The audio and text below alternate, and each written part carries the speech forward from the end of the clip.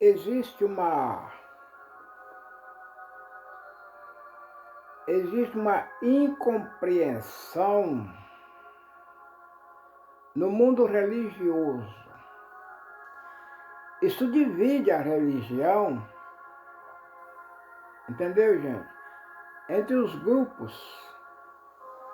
que um diz que está com a verdade e o outro diz que está com a verdade e o outro diz que está com a verdade. E onde está a verdade, hein?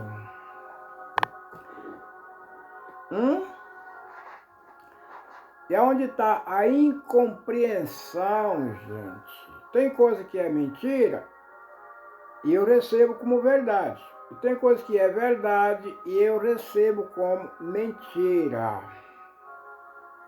E ultimamente apareceu um código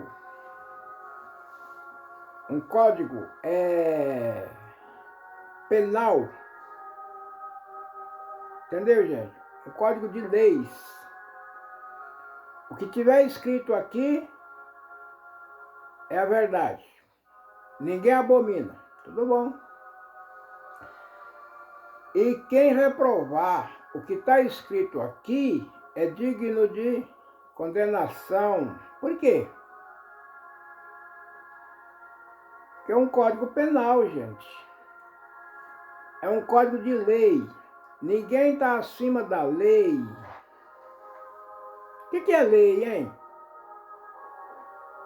Você que está me escutando aqui, o que é lei? O que simboliza a palavra lei? Agora é lei, agora é lei. Agora é lei. É a mesma coisa de um candidato quando ele se candidata. Se eu ganhar, eu vou fazer isto e vou fazer aquilo.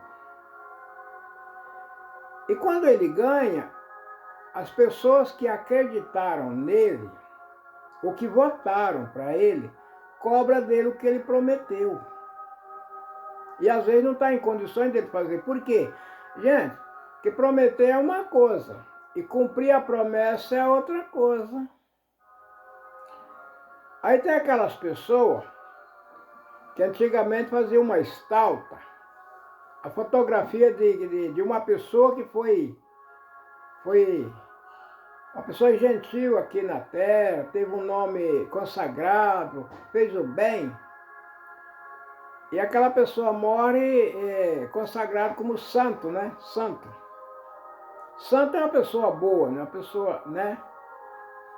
Fazia o bem. Aí eles fazem uma estátua daquela pessoa e põe lá. E ensina o povo a dar dinheiro para aquela estátua.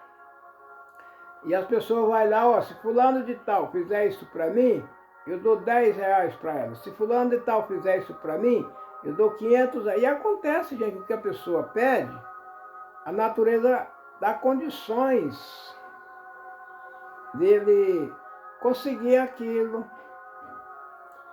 E ele começa daí, o santo fica famoso, aquela estátua fica famosa, e o pessoal começa a dar dinheiro para ela. Por quê? Por causa das promessas que ela cumpre. Vou fazer uma promessa com Nossa Senhora da Aparecida. E se a minha promessa se ela me atender, entendeu? Se eu ficar são dessa doença aqui, ó, eu vou levar um dinheiro para ela. E acontece que ele fica são. Que a partir que ele faz a promessa com Nossa Senhora da Aparecida, se ela atender que ele vai ficar livre daquela dor, ele vai levar X pôr nos pés dela. Mas a partir que ele fez a promessa, ele acredita que ela vai fazer o milagre, que ela é famosa, ele acredita. E quando ele acredita naquilo ali, toda a preocupação que ele tinha, ele descarrega na esperança que ele vai ficar livre daquela doença e ela vai vir curar ele. E na medida que ele descarrega todas as preocupações dele nela, os nervos dele acalmam. A doença é nervosa, o cara não consegue fazer nada porque está nervoso. Mas A partir que ele descarrega todas as preocupações dele na Nossa Senhora da Aparecida, os nervos dele chegam no lugar, o sangue começa a correr normal e ele sara. E quem fez o milagre? Foi a fé que ele depositou na Nossa Senhora da Aparecida. Foi ela quem curou ele. Então, gente, a oração que você faz para uma pessoa não é o que vai curar ele. É da maneira que ele recebe a oração. Entendeu? Tem coisas às vezes que acontecem. Tem coisas às vezes que acontecem por acaso. Mas geralmente é a fé quem resolve. Esse tempo atrás eu encontrei uma mulher e perguntei para ela, você está morando aqui agora? Ela disse, estou. Mas é um bairro mais um pouquinho desenvolvido. Para ela alugar uma casa ali, eu percebi, eu conhecia ela, que ela não tinha condições. Para ela comprar, muito pior. E quando eu conheci ela estava morando de favor, que ela não podia pagar nem o aluguel. Uma irmã dela quem pagava o aluguel para ela, que ela não podia pagar o aluguel. E um dia ela chorando, reclamando, eu falei, não, fique em paz, Deus vai te dar uma casa. Como que Deus vai me dar uma casa? Fica em paz, Deus vai te dar uma casa. Um dia você ainda vai ter uma casa de propriedade sua. Como? Deus vai te dar uma casa. Como que Deus vai me dar uma casa? Olha, de que maneira eu não sei, mas que você vai receber uma casa e quando você estiver morando nela, agradece a Deus, foi Deus quem te deu. Tudo bem, né? Mas passado o tempo eu encontrei ela morando. Você está morando aqui? Estou. Mas o bairro desenvolvido. Condições de pagar o aluguel, ela não tinha, porque aquela irmã que pagava o aluguel dela já era falecida. E para ela comprar uma casa ali também, aí você está morando aqui? Estou. Mas você mora de aluguel? Ela disse, não, eu moro na minha própria casa. Falei, você tem casa aqui? Ela disse, tenho. Deus me deu uma casa aqui. Falei, Deus te deu uma casa aqui? Ela disse, deu. Foi você quem profetizou que Deus ia me dar uma casa. E eu tenho uma casa aqui de minha, Deus me deu uma casa. Eu profetizei? Como eu falo muito, eu nem... Entendeu, gente? Lembrava, só lembrava, só conhecia ela, que lá ela morava e não podia pagar um aluguel. A irmã dela quem pagava, que garantia o aluguel dela. E ali, ela não tinha condições de pagar, porque quem pagava o aluguel dela já era falecida. Então depois entender que ela não tinha mais, aquela pessoa não estava mais pagando aluguel para ela. E ao mesmo tempo, o bairro que ela morava, para ela comprar uma casa nas condições dela, eu sabia que ela não tinha. Então por que eu? Você está morando aqui? Estou. Mas você paga aluguel aqui? Por quê? Pode ser que ela estivesse pagando aluguel, pode ser que ela estivesse trabalhando e alguém, entendeu, gente? Na casa de alguém morando ali, porque a maneira que ela estava morando ali, de qualquer... Você está morando aqui? Estou. Quer dizer, moradia você permanece ali por um tempo. Ela disse, não, eu moro aqui em propriedade minha. Sou proprietário da casa que eu moro. Falei, é sua casa? Você comprou aqui? Ela disse, não, comprei não. Deus me deu uma casa. Falei, Deus te deu uma casa? Deu. Foi você quem profetizou que Deus ia me dar uma casa. Na hora eu não acreditei muito não, porque eu não via condições. Não acreditei muito em você não. Mas que Deus me cumpriu a profecia, que saiu na sua boca, cumpriu. Deus me deu uma casa. Também não perguntei de que maneira, como é que foi que Deus preparou esta casa. Mas o que acontece, gente, que foi o caso dela. Ela disse que não acreditou na profecia, mas que Deus deu a casa para ela, deu. Agora, o caso meu aqui, gente, é um caso de doenças nervosas. Tem doença, gente, que não é para médico. Tem doença que é para religião. Depende de fé. Depende de crença. Entendeu? Então é aquele caos. Tem um pastor aí, milagroso. Você vai lá que escutar a profecia do pastor. O que o pastor falar para você, cumpre. Então, pela fama daquele pastor, você passa a crer no que ele fala. Aí você vai lá. E ele faz a propaganda. Vem que Jesus vai resolver seus problemas. Vem que Jesus vai resolver seus problemas. E quando você chega lá, ele aponta em você. E você, que veio aqui, trazer suas necessidades, falar para o Senhor. O Senhor manda te dizer, a partir de hoje, essa enfermidade, você está livre dela. Bom, a pessoa creu. A doença dele é nervosa, doença de nervo, gente. E doença de nervo não se cura com remédio. Doença de nervo, nervosa, se cura com coração.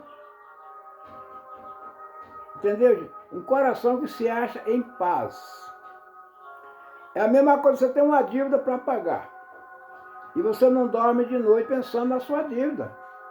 Você não consegue comer pensando naquela dívida, você perde a paz. Não consegue trabalhar.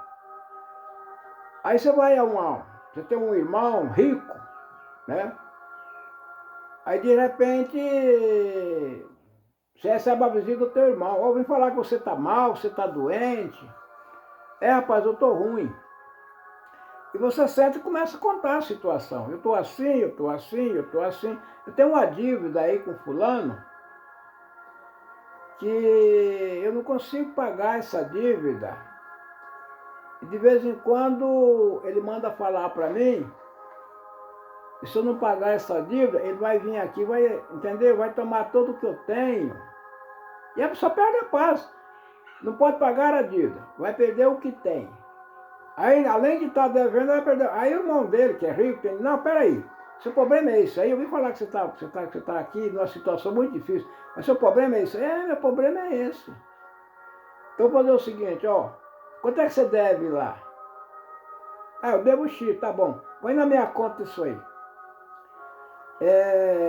Dá um prato pro seu irmão lá, até o dia tal, do mês tal, ele pode ir no banco, que a sua dívida do que você deve para ele está depositado na conta dele. Vou depositar. Pronto, a pessoa fica em paz.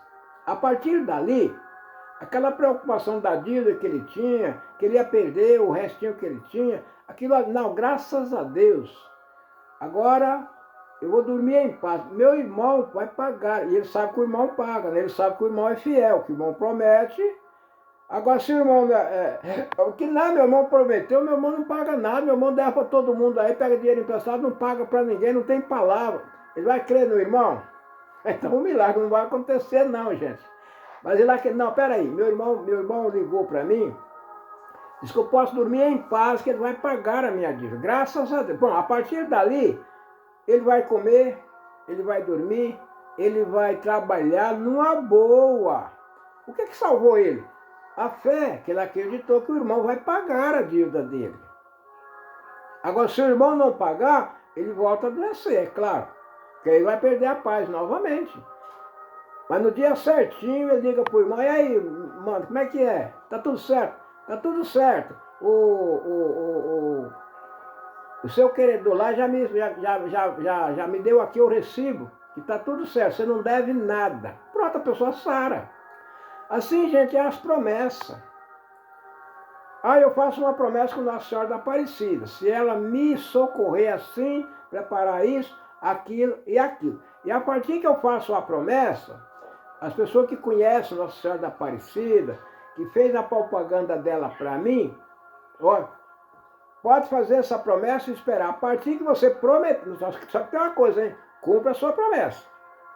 Se você receber o milagre, vai lá e paga. Senão, porque está escrito na palavra de Deus assim, é melhor que não faça voto do que fazer e não cumprir. Entendeu, gente?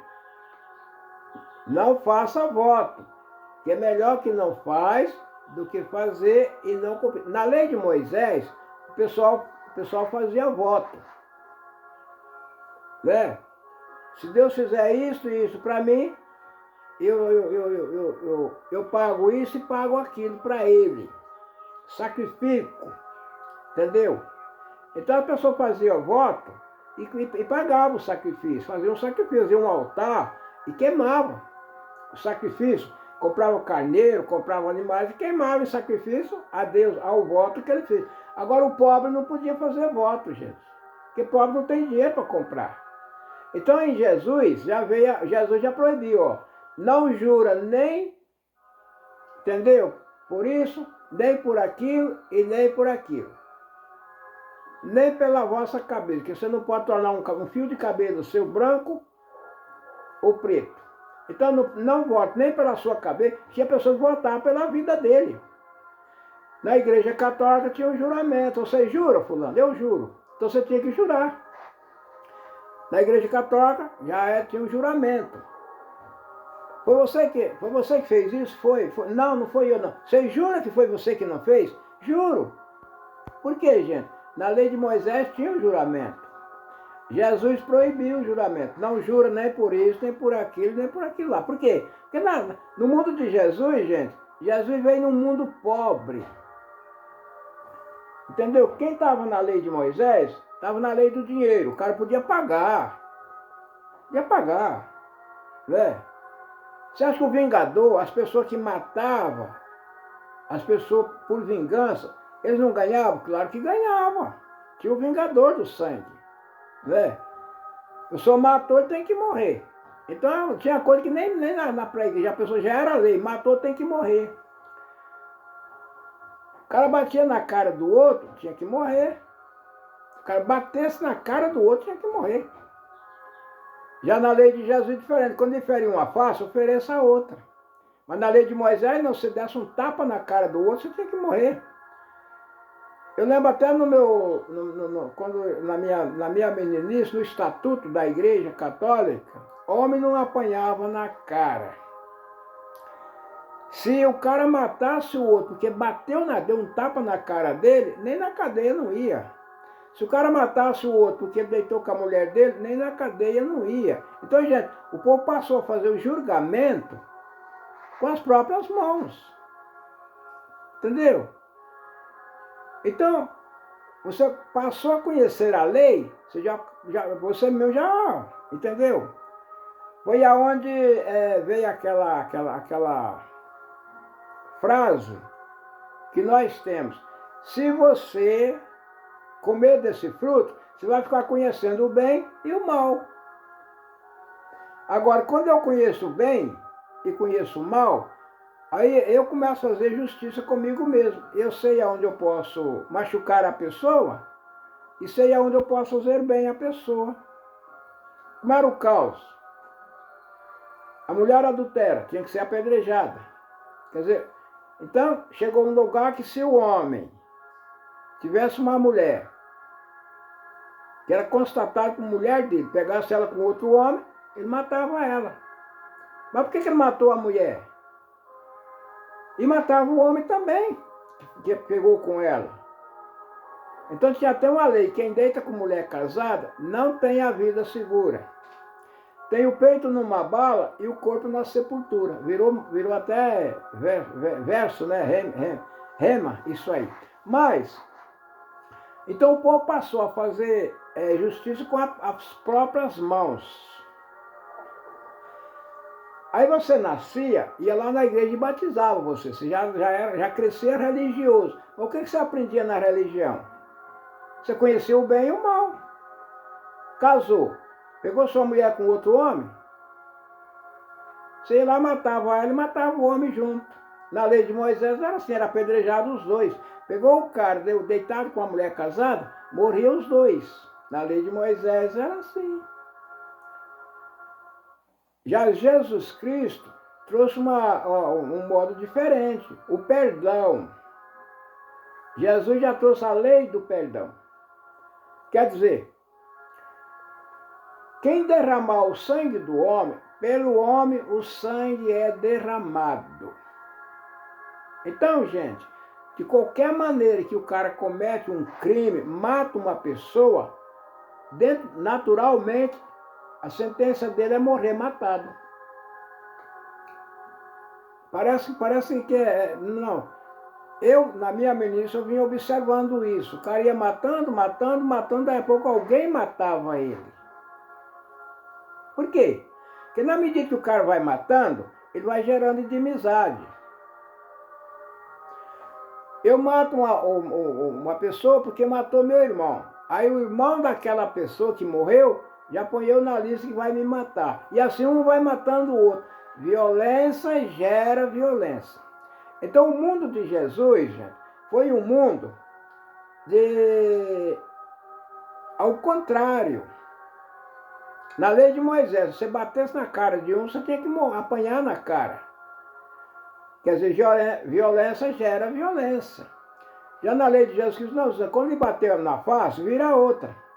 Quer dizer, se o cara bate, toma o que eu tenho, e eu vou lá e pego o resto do que eu tenho e deixo para ele, então eu evito. Agora não, o cara rouba de mim, eu vou lá e roubo dele, para vingar dele. Aí ele vem e rouba de mim, eu vou lá e roubo dele. E esse campo de ladrão vai crescendo. Em vez de acabar com os ladrões, o número de ladrões vai crescendo. Agora, se o cara rouba de mim, entendeu? Se o cara rouba de mim, eu não vou roubar dele. Eu vou trabalhar e ganhar outro. Ele vem e rouba. Vai chegar uma hora que eu não tenho mais nada para ele roubar. Mas também, ninguém é contra mim. Ninguém vai querer correr atrás de mim para me matar, porque eu estou roubando desse, roubando daquele. Porque o número de ladrão, o número vai aumentando, gente. O cara me mata. Aí vem um irmão meu e mata ele. Aí vem o irmão dele e mata o outro e mata ele. E o grupo de criminosos vai aumentando. Entendeu? Até chegar no lugar, não, se matar meu irmão, aí vai dois lá. Entendeu, gente? E o número de criminosos vai aumentando. Violência gera violência. Então foi onde apareceu, gente, o mundo do perdão, a lei do perdão. E alguém era o estupinho dessa lei. Quem criou essa lei de perdão? Foi Jesus. Depois que apareceu essa lei de perdão, eu sou condenado se eu matar um. Quer dizer, o cara bate em você e você mata ele, mas agora a lei é do perdão. Aquele grupo que você está incluído nele, é a lei do perdão. Em vez de você perdoar, você cometeu um crime. O criminoso não pode ficar no meio desse povo. Entendeu, gente? Aí quando vai ver o crime que você cometeu, é o crime do adultério, deitar com a mulher casada, ou a mulher casada deitar com outro homem, o homem casado deitar com outra mulher. É a lei da fornicação, quem mora junto e não tem registro na lei, está fora da lei. Entendeu, gente? É fornicação, está fora da lei. Não é casado dentro da lei. É casado na igreja, mas o casamento da igreja não segura os bens. Então tem que ser registrado dentro da lei do segundo mandamento. Que a igreja está no primeiro mandamento. Quer dizer, o primeiro mandamento da lei de Deus é a lei do perdão. Você tem que perdoar tudo. O segundo mandamento é do próximo, tem que ser registrado. O que você tratou com o seu próximo, escreve. Para o juiz saber como resolve isso aí. Tudo que está fora da lei vai para a igreja, vai para quem? Vai para os pastores de igreja resolver. Mas e aí? Chegou um ponto que o grupo cresceu. Lá da igreja tem um monte de cara lá, entendeu, gente? Maloqueiro escondido lá, que não tem nada registrado na lei. Como é que o pastor vai resolver? É quem está falando a verdade. Tem que resolver da maneira que Salomão resolveu a causa de duas mulheres. Que uma era mentirosa e a outra era verdadeira. E ali quem ia saber onde estava a verdade ou onde estava a mentira. Aí acontece que nem a morte de Jesus Cristo. Jesus acusava que ele era filho de Deus. Mas na lei, socialmente, Jesus era filho de José. Então quem era o mentiroso? Era Jesus ou era a mãe dele? Porque José já era morto, gente. José já era morto. Mas será que tinha um DNA para provar se o filho era de José ou era de... Entendeu? Que as mães têm testemunho, que o filho era... Tinha testemunho que Jesus era filho de Maria. Mas a testemunha que Jesus não era filho de José, era só a mãe dele que podia... Entendeu? Ser verdadeira. Aqui, olha, falar a verdade nisso aí. Mas já para aí Jesus ocultava a mãe dele. Ele não apresentava a mãe dele para ninguém. Quando ela chegava, quer, sabe? O que tem com você, mulher? Não é chegado a minha hora. Sua mãe quer falar com você. Quem é a minha mãe? Minha mãe está aqui, ó. Quem ouve a minha palavra aqui, põe em prática. E assim Jesus não apresentava a mãe dele para ninguém. Mas ele acusava que ele não era filho de José. E aí, como é que ficava isso aí? Na mesma que ele acusava que ele não era filho de José, marido da mãe dele, também não apresentava a ela. Entendeu, gente? Imagina chegar, não, esse menino aí não é filho de meu marido, não. Quando eu casei, eu já estava grávida dele. E aí, adulterou na casa do pai. E na lei de Moisés, as tais tinham que ser apedrejadas. O pessoal ia acreditar nela? Hã? É a mesma coisa de Eva. Eva foi lá, teve uma história lá, com alguém que se dizia filho de Deus, que está escrito que os filhos de Deus viu que a filha dos homens era formosa e bonita, e entraram a elas, e geraram filhos. Primeiro a entrar em alguém, entendeu, gente? Que não era da natureza, do barro, que nem era o Adão, foi Eva. Lá com a serpente. Que serpente? Conversando lá com alguém lá que se transformou lá, tererê, tarará, e apareceu grávida, e o filho não era de Adão. Maria apareceu grávida e o filho não era de José. Duas mulheres que ficaram grávidas no sobrenatural. Agora Eva, alcancei do Senhor um varão. Agora Maria não, Maria chegou, não, peraí, não posso casar com você que estou grávida. Como? Ele não acreditou na mulher, mas ele amava aquela mulher. Gente, o amor suporta tudo, ele amava aquela. José amava Maria. O coração dele derreteu em colocar, ver ela colocada diante da sociedade, sendo apedrejada até a morte, porque estava grávida de um filho que não era dele. Então o que ele fez? Vou apelar para a lei. O que a lei mandava, hein, gente? Pela dureza do vosso coração vos deu Moisés esta lei, mas eu protesto, quem deixar sua mulher e casar com outro, a não ser por adultério, prostituição e adultério, comete pecado. Agora José, ele ia reprovar Maria por adultério, porque Maria, entendeu, gente? Já era dele. Ele já tinha comprado ela. Entendeu? Os caras pagavam o dote das moças e marcavam o dia de receber ela. E se a moça não fosse virgem, ele devolvia para o pai. E ela era posta diante da sociedade e apedrejada. Era o caso de Maria. E já ia casar com ele não sendo virgem, já estava grávida. Então ele apelou pela lei. Não, peraí, eu vou receber ela como mulher, depois eu levo ela e devolvo para o pai. Não gostei dessa mulher, estou te devolvendo ela. Que era assim, era a lei. O cara casava, não combinava com a mulher, nada que ela fazia servia para ele, devolvia para o pai. Ó, vim trazer sua filha de volta. Só não tenho certeza se o pai era obrigado a devolver o dote, porque o cara comprava a mulher. É que nem você ir na Casa Bahia comprar uma televisão.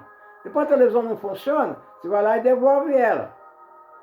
E o fabricante devolve o dinheiro. Eu não sei se no caso da devolução das mulheres, na lei de Moisés, se era obrigado o pai devolver.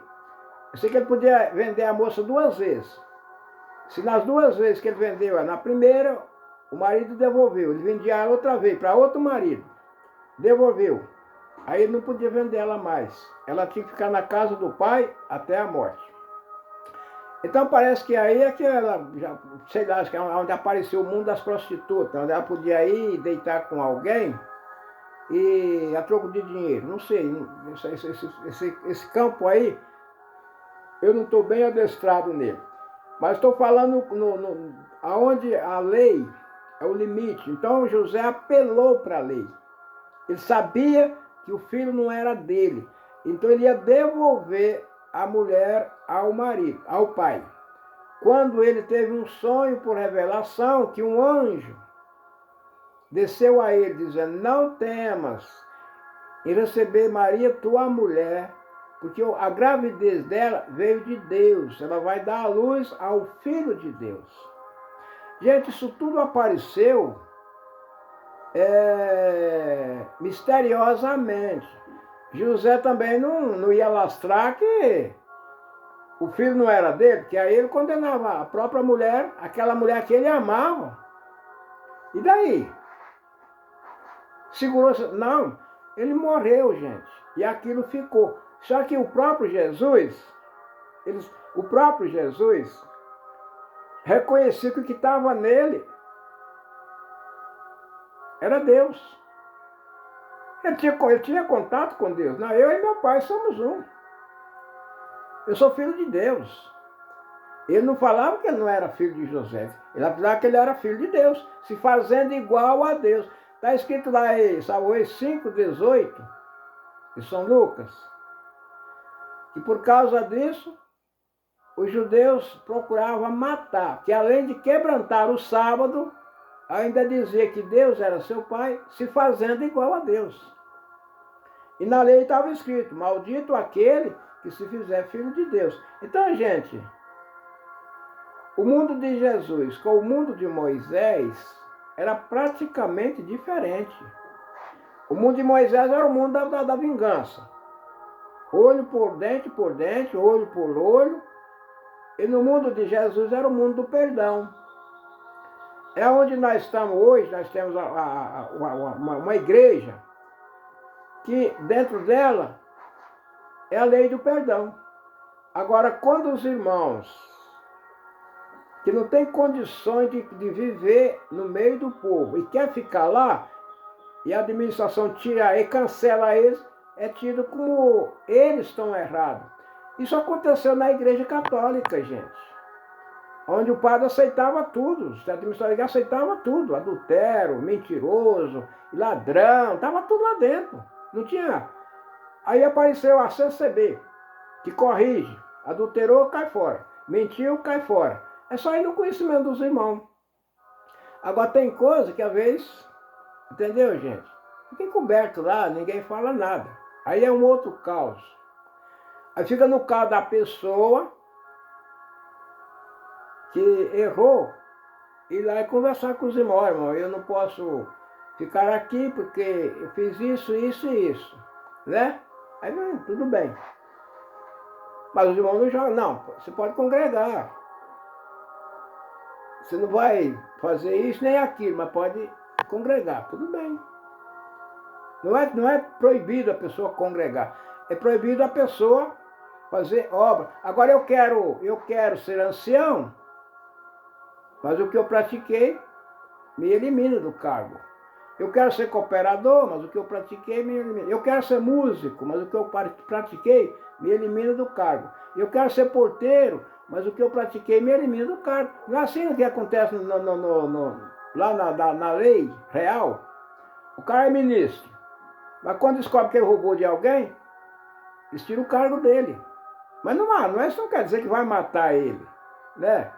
Às vezes devolve o dinheiro, ou fica lá 3 meses retido da sociedade, depois volta ao poder. 3 meses de prisão lá, ele volta. Ele não morre. Mas o cargo que ele tinha, tem que tirar. É diferente de você ser condenado aí a 17 anos de prisão, depois vai lá, tira você da cadeia e põe você para governar o povo. É isso que escandaliza o povo. É aí que o povo não aceita. Agora tem aquele grupo que aceita, o grupo que perdoa tudo. Mas eu falar que eu perdoo é uma coisa, e eu perdoar é outra coisa. Entendeu? Eu falar que perdoa é uma coisa. Eu perdoo o cara, mas tudo que o cara rouba eu aceito. Ele continua roubando e eu aceitando, e a favor dele. Entendeu, gente? É o mundo que nós vivemos hoje, é que ninguém entende onde está a verdade ou aonde está a mentira, e isso misturou tudo. Então a Igreja Católica Apostólica Romana, ela foi criada no sentido de arrumar, de cumprir a lei. Mas não tinha correção. O padre perdoava tudo. Aí apareceu a CCB, que o ancião não perdoa tudo. Por quê? A igreja não é dele, gente. A igreja é de Deus. O padre também, a igreja não é dele, a igreja é de Deus. Mas alguém se assentou como Deus. Alguém se assentou como Deus. Como o apóstolo Paulo dizia, a vinda do Senhor não será realizada até que venha o homem do pecado, que assenta como Deus, querendo ser Deus. E trabalhando como se fosse Deus. É o caso do chefe da igreja, que assentou como Deus, que eles perdoavam tudo. Já apareceu uma congregação em nome de Jesus Cristo. É em nome do Senhor Jesus. Essa não perdoa tudo. Por quê? Porque o perdão não está nos dirigentes da igreja. O perdão está no dono da igreja, que é Jesus Cristo. Agora, quem está com a chave é o pastor da igreja, que tem a chave. Como Jesus disse a Pedro, tu ficarás com a chave a chave do céu. Tudo que for trancado, fechado na terra, será fechado no céu. Quando for aberto na terra, a porta que é aberta na terra, é aberta no céu. Mas a chave ficou na mão dos administradores. E o que está escrito? Ficarão de fora os adulteros, os mentirosos, os fornicários, os indótas, entendeu, gente?